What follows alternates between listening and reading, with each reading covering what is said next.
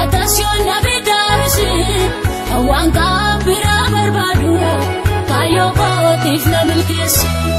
Ole aga bugulasi Fatasion na bidarisi Awang kabira barbadu Kayo kotif na milkesi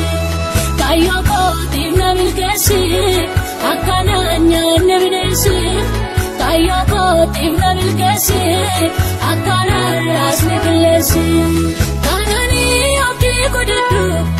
Ilali sijaraki wadu Engkamu feragalisa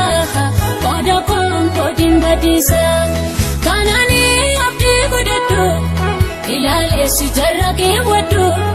Engkamu feragalisa Koda kongo dimbadisa Koda kongo dimbadisa Arka konsti walisa Koda kongo dimbadisa Arka konsti walisa